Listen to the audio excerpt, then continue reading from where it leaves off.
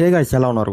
ఈ వీడియోలో మనం ఫ్రమ్ సీజన్ 4 ఎపిసోడ్ 8 ఎక్స్ప్లెనేషన్ చూద్దాం. ఫ్రమ్కి సంబంధించిన అన్ని ఎపిసోడ్స్, అన్ని సీజన్స్ మన ఛానల్లో ఎక్స్ప్లెయిన్ చేసి ఆల్రెడీ అప్లోడ్ చేశాను. ప్లేలిస్ట్ లింక్ అనేది డిస్క్రిప్షన్లో ఇస్తాను. ఇంట్రెస్ట్ ఉంటే ఒకసారి చెక్ చేయండి. అలాగే మీరు ఇంతవరకు మన ఛానల్ని సబ్స్క్రైబ్ చేసుకోకపోతే మన ఛానల్లో ఉన్న కంటెంట్ని చెక్ చేసి మీకు నచ్చినట్టయితే సబ్స్క్రైబ్ చేసుకోవడం మాత్రం అసలు మర్చిపోవద్దు. ఇంకా మనం ఎక్స్ప్లెనేషన్ దగ్గరికి వస్తే, రాజర్ డెడ్ బాడీని కాల్ చేయమని బాయిడ్ చెప్తాడు. అండ్ అలాగే రాజర్ ని చంపింది ఎల్జీనే అని బాయిడ్కి తెలుస్తుంది. సోఫియా ఏమో ఆ టోటెం మాన్స్టర్స్ మీద పనిచేసిందా అని బాయిడ్ని అడిగితే పని చేయలేదు అని బాయిడ్ అంటాడు. అండ్ అప్పుడు బాయిడ్ ఫాతిమా దగ్గరికి వెళ్తే ఫాతిమా ఏమో ఆ ముందు రోజు రాత్రి ఆమె ఆ మాన్స్టర్ కళ్ళల్లో నుంచి చూసిన విషయం బాయిడ్కి చెప్తుంది. అండ్ అలాగే కెన్నీని కాపాడిన విషయం కూడా ఫాతిమా చెప్తుంది. ఇదంతా విని బాయిడ్ షాక్ అవుతాడు. అండ్ అలాగే ఫాతిమా ఏమంటదంటే, తన బాడీ లోపల తనకి చల్లగా అనిపిస్తున్నట్టు అంటుంది. అండ్ అలాగే తన పొట్ట దగ్గర చాలా వింత వింతగా అవుతూ ఉంటుంది. దాన్ని కూడా బాయిడ్కి చూపిస్తుంది. బాయిడ్ ఆమె వెంటనే ఫాతిమాని క్రిస్టి దగ్గరికి పంపిస్తాడు. క్రిస్టి కూడా దాన్ని చూసి షాక్ అవుతుంది. ఫాతిమా ఏమో నేను కూడా ఒక మాస్టర్ లాగా మారిపోతున్నానా అన్నట్టు భయపడుతూ ఉంటుంది. అదేం లేదు అని క్రిస్టి అంటుంది. కానీ మరియల్ ఏమో ఇదంతా మనం పాజిటివ్ సైడ్ లో చూద్దాం. ఫాతిమా కెన్నీని కాపాడింది అంటే ఇది మన మంచిగా జరుగుతుంది, ఫాతిమాకి జరిగేదంతా మంచిదే అని మరియల్ అంటుంది. ఈ మాటలకి ఎల్లిస్ ఏమో బాగా హట్ అవుతాడు. ఇంకా అలాగే ఈతన్ ఏమో విక్టర్ వేసినట్టే తాను కూడా డ్రాయింగ్స్ వేస్తూ ఉంటాడు. తబిత అక్కడికి వచ్చినప్పుడు విక్టర్ నన్ను జాగ్రత్తగా ఉండమన్నాడు. నేను ముందు నుంచే ప్రిపేర్ అవుతాను. విక్టర్ లాగానే నేను కూడా డ్రాయింగ్స్ వేస్తాను. ఒంటరిగా ఉంటే ఎలా బతకాలో నేను ముందు నుంచి నేర్చుకుంటాను అని తబితతో చెప్తూ ఉంటాడు. తబిత ఇదంతా విని చాలా బాధగా ఫీల్ అవుతూ ఉంటుంది.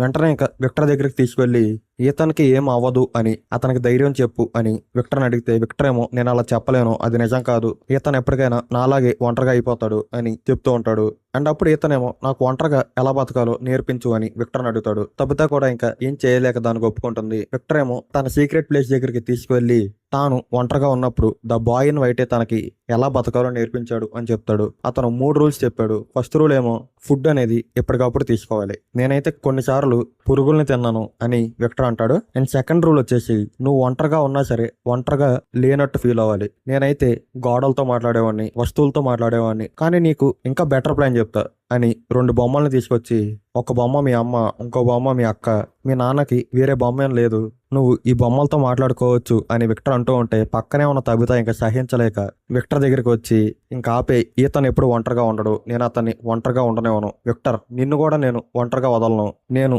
వెనక్కి వచ్చింది ఆ పిల్లల్ని కాపాడడానికి మాత్రమే కాదు, నేను నీ కోసం కూడా వచ్చా విక్టర్ అని విక్టర్ చేతిని పట్టుకుని నువ్వు ఇంకా ఎప్పుడు ఒంటరిగా ఉండవు, నేను అది అవ్వనివ్వను అని తబిత ఈతన్ అండ్ విక్టర్ ఇద్దరితో చెప్తుంది. ఇంక మరోపక్క జేడేమో తాను ఆ టన్నెల్స్ మ్యాప్ ని వస్తువుల ద్వారా రీక్రియేట్ చేస్తాడు. ఆ మ్యాప్ ని బాయిడ్ కూడా చూపిస్తాడు. ఆ మ్యాప్ లో చూస్తే ఆ టన్నెల్ కి ఒక్కటే ఎగ్జిట్ ఉంటది. ఆ ఒక్కటే ఎగ్జిట్ ఉండడం వల్ల మనం ఎలాంటి ప్లాన్ వేయలేం, నువ్వు ఏదైనా ఇంకా మంచి ప్లాన్ వేయి అని జేడ్తో బాయిడ్ అంటాడు. కెన్నీ ఏమో ఆ పిల్లల ఎముకల గురించి జనాలకు ఆల్రెడీ చెప్పేశాం, జేడ్ దగ్గర మంచి ప్లానే ఉంది కదా, మనం రిస్క్ తీసుకోవాలి అని అంటూ ఉంటే అప్పుడు బాయిడ్కి 2 గన్ షాట్స్ అనేవి వినిపిస్తాయి. కానీ కెన్నీకి అవి వినిపించవు. ఇంక వెంటనే బాయిడ్ అప్పుడు క్రిస్టి దగ్గరికి వెళ్ళి, మొన్న నువ్వు లేని ఉన్నట్టు కనిపిస్తున్నాయా అని అడిగినప్పుడు నేను అబద్ధం చెప్పా, నాకు పదే పదే గన్ షాట్స్ అనేవి వినిపిస్తున్నాయి, నాకు కనిపించే ప్రతివి కూడా నా వైఫ్ కి సంబంధించినవే, నన్ను సరి చేయడానికి ఏదైనా టాబ్లెట్ ఇవ్వు, లేదంటే ఏదో ఒకటి ఇవ్వు అని క్రిస్టిని అడుగుతాడు. నీ పరిస్థితి నాకు అర్థమైంది, కానీ నేను చేయగలిగేది ఏం లేదు అని క్రిస్టి అంటుంది. సోఫియా ఏమో బాయిడ్ ని వెతుక్కుంటూ పోలీస్ స్టేషన్ కి వస్తుంది, కానీ బాయిడ్ అక్కడ ఉండడు. అప్పుడు బాయిడ్ కబోర్డ్ ని ఓపెన్ చేసి అందులో ఉన్న ఎల్లో సూట్ ని సోఫియా తన బ్యాగ్ లో పెట్టుకుని తీసుకెళ్లిపోతుంది. అండ్ తన ఇంటి దగ్గరికి వచ్చినప్పుడు శారా ఏమో నువ్వు నిన్న రాత్రి అంతా ఎక్కడికి వెళ్ళావు అని అడిగితే సోఫియా ఏమో బాయిడ్ తన ప్లాన్ చెప్పాక నాకు ఇక్కడ ఉండడానికి భయం వేసి కాలనీ హౌస్ లోనే ఉన్నా అని చెప్తుంది. మన ఇద్దరం కలిసి ఉంటున్నప్పుడు నువ్వు ఎక్కడ ఉన్నావు నాకు ముందే చెప్పాలి కదా అని శారా అంటూ ఉంటే నా పరిస్థితి ఏమాత్రం బాగోలేదు, నేను ఇంకోసారి ఇలా చేయను అని ఎమోషనల్ గా సోఫియా శారాతో అంటూ ఉంటుంది. మరోపక్క విక్టర్ వాళ్ళ నానేమో మన లేడీ బస్ డ్రైవర్ దగ్గరికి వెళ్ళి నా తాగడం ఈ మధ్య ఎక్కువైపోయింది, నాకు ఏదైనా పని ఉంటే ఇవ్వండి అని అడుగుతుంది. ఆమె కూడా కిచెన్ లో పనిని అతనికి ఇస్తుంది. అతను కూడా కూరగాయలు కట్ చేస్తూ ఉంటే సడన్ గా అప్పుడు మళ్ళీ అతను హాస్పిటల్లో ఉన్నట్టు ఫీల్ అవుతూ ఉంటాడు. ఈసారి అతని మనవణ్ణి హెన్రీ చూస్తాడు. అతని మనవడేమో నాన్న తాత మళ్ళీ నిద్రలేచాడు అని చెప్తే విక్టర్ మళ్ళీ వచ్చి, కొన్ని సంవత్సరాల క్రితం అమ్మ నీకు ఒక గిఫ్ట్ ఇచ్చింది, ఆ గిఫ్ట్ వల్ల నీ బాడీలో కొన్ని రియాక్షన్స్ వచ్చి నువ్వు కామాలోకి వెళ్ళిపోయావు, నా సిస్టర్ కూడా నువ్వు లేచిన విషయం తెలిసి ఇక్కడికి రావడానికి ఫ్లైట్ ఎక్కింది అని విక్టర్ అంటాడు. ఈ అన్ని విషయాలు విని విక్టర్ వాళ్ళ నాన్న చాలా ఆనందంగా ఉంటాడు. అండ్ అప్పుడు మళ్ళీ అతను ఆ ఊర్లోకి వచ్చేస్తాడు. క్రిస్టి ఏమో మరియల్ దగ్గరికి వెళ్ళి నువ్వు ఫాతిమాతో అలా మాట్లాడకుండా ఉండాల్సింది అని అంటుంది. వీళ్ళిద్దరి మధ్య చిన్న గొడవ లాంటిది అవుతుంది. జేడ్కేమో సడన్ గా ఆ టన్నెల్స్ లో పైన నుంచి కూడా ఒక ఎగ్జిట్ ఉందని అర్థం అవుతుంది. ఇదే విషయాన్ని చెప్పడానికి బాయిడ్ దగ్గరికి వస్తే బాయిడ్ ఏమో అప్పుడు తన పోలీస్ స్టేషన్ కి ఎవరో వచ్చారు, ఆ ఎల్లో సూట్ పోయింది అనే విషయం అర్థం అవుతుంది. ఇదే విషయాన్ని కెన్నీని అడుగుతూ ఉంటాడు. అండ్ అప్పుడు జేడ్ అక్కడికి వచ్చి బాయిడ్ అండ్ కెన్నీని ఒక బాటిల్ ట్రీ దగ్గరికి తీసుకువెళ్తాడు. మనం ఇప్పుడు ఆ పిల్లల ఎముకల పైనే నుంచున్నాం. ఈ బాటిల్ ట్రీ కిందనే ఆ పిల్లల ఎముకలు ఉన్నాయి. నా ప్లాన్ ఏంటంటే కొంతమంది వ్యక్తులు ఆ బోన్స్ తవ్వుతూ ఉంటారు, అండ్ మరో పక్క కొంతమంది వ్యక్తులేమో అదే టైం కి ఈ చెట్టుని వేర్లతో సహా బయటకు లాగుతారు. రెండు ఒకే సమయానికి జరిగితే అంతా బానే అవుతుంది, ఈ ప్లాన్ వర్కౌట్ అవుద్ది అని జేడ్ బాయిడ్ తో అంటాడు. కానీ బాయిడ్ ఏమో ఒకవేళ ఈ చెట్టు రాకపోతే మన పరిస్థితి ఏంటి, అప్పుడు ప్లాన్ బి ఏంటి అని జేడ్ని అడుగుతాడు. జేడ్కేమో ఇంకేం చేయాలో తెలియక బాయిడ్ మీద అరుస్తూ ఉంటాడు.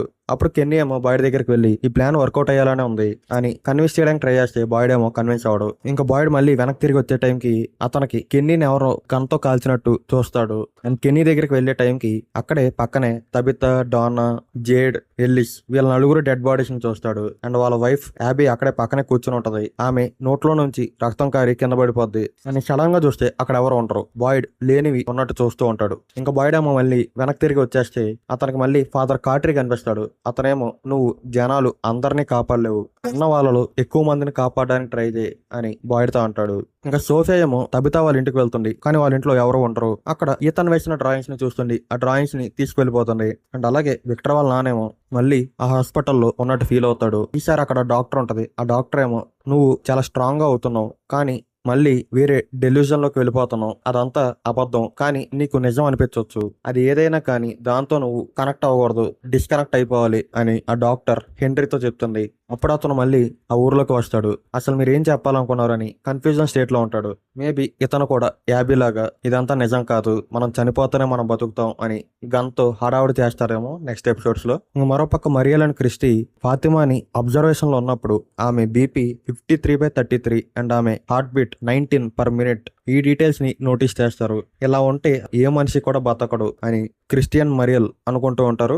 ఇంకా విక్టర్, ఈతన్ అండ్ తబితా వెనక్కి వచ్చినప్పుడు ఈతనేమో నేను ఒకసారి డోనాని చూసి వస్తా అని కాలనీ కి వెళ్తాడు. తబితా ఏమో వాళ్ళ ఇంటికి వచ్చినప్పుడు వాళ్ళ ఇంట్లో ఉన్న ఫోన్ రింగ్ అవుతుంది. ఆ ఫోన్ ని లిఫ్ట్ చేస్తే అమ్మ నేను థామస్ ని, నువ్వు ఒకసారి మన వ్యాన్ దగ్గరికి రా, లేదంటే నేను జూలీ అండ్ ఈతన్ ని అటాక్ చేస్తా అని చెప్తాడు. ఇంకా తబితా కూడా ఆ వ్యాన్ దగ్గరికి వెళ్తుంది. ఆ వ్యాన్ పైన ఈతన్ వేసిన డ్రాయింగ్స్ అతికించి ఉంటాయి. అండ్ అప్పుడు మన మ్యాన్ ఇన్ ఎల్లో అక్కడికి వస్తాడు.